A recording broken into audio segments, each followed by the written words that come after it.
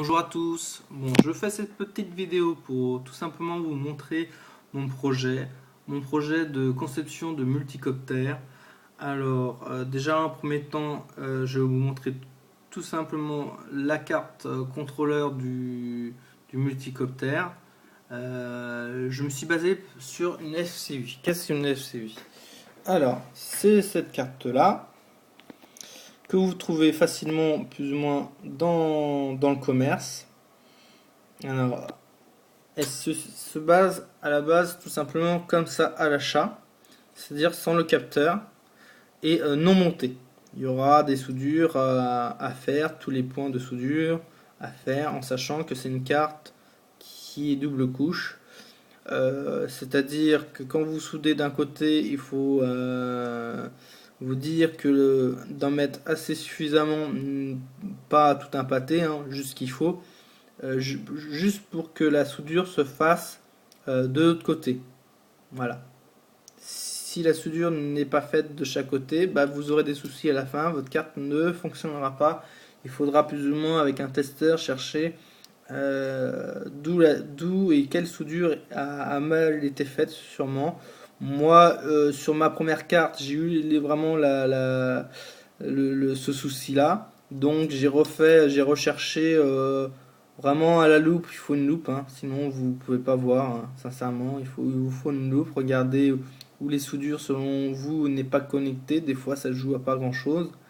Et puis redonner un petit coup de chauffe et puis en rajouter s'il faut. Et après, généralement, j'ai jamais eu de soucis. Ça a toujours fonctionné. Ceci, c'était ma première carte qui est finie actuellement. Le fameux capteur 3 axes, je me suis basé sur un Motion Plus. Pourquoi? C'est son coût aussi, hein. Comme la carte. La carte vous coûte que 29 €, hein. Non montée, bien sûr.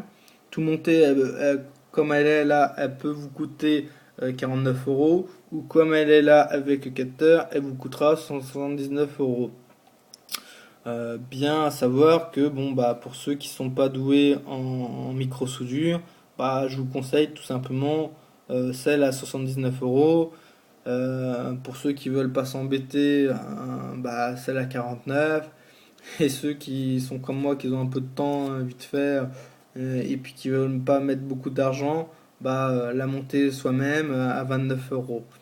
Ce capteur-là, vous le trouvez dans tout commerce, hein. C'est tout simplement le capteur de Motion Plus. C'est la fameuse Wii. C'est l'option qu'ils ont fait par la suite Nintendo. À pas oublier qu'il faudra penser à avoir un tournevis adéquat. Sinon, vous aurez quelques petits soucis pour l'ouvrir.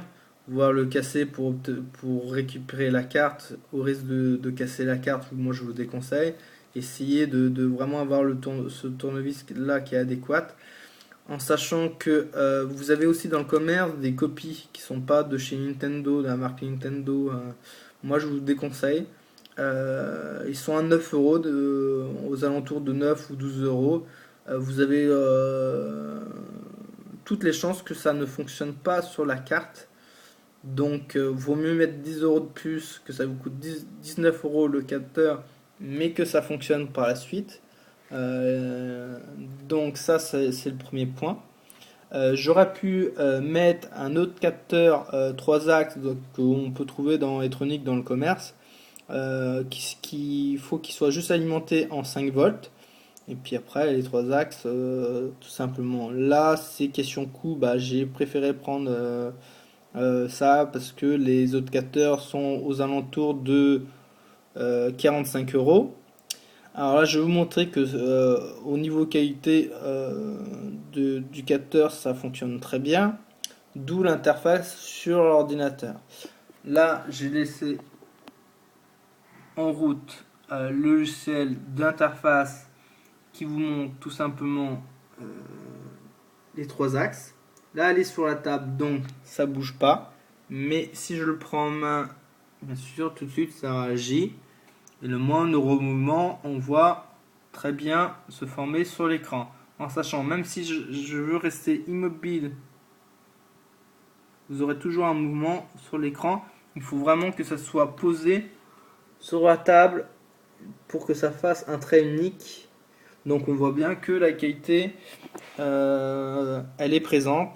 Vous avez d'autres types de cartes, beaucoup plus chères dans le marché, équivalentes et non open source, c'est-à-dire le logiciel que vous voyez sur mon écran en question, c'est aussi de l'open source. Vous pouvez aussi bien le reprogrammer derrière, y rajouter une autre interface visuelle quelconque. Donc ça reste vraiment dans l'avenir vraiment assez large. En sachant que vous avez d'autres cartes, on va dire, qui sont plus ouvertes dans l'avenir parce que il y a toute une entreprise qui sont derrière, donc vous avez plus de panels d'options GPS et tout ça qui sont développés. Là actuellement, on va dire que sur la carte, le GPS, il est en cours de développement, il est pas réellement adapté encore pour cette carte-là. Mais voilà, il y a le pouvoir de se dire au moindre coût, on peut avoir un drone avec une carte qui est de très bonne qualité. Voilà, ça reste pour aujourd'hui ma première vidéo. Je vais vous essayer d'en vous en faire d'autres pour la suite de mon projet. La carte est en fait ayant aussi été testée et je suis assez convaincu à voir la suite maintenant.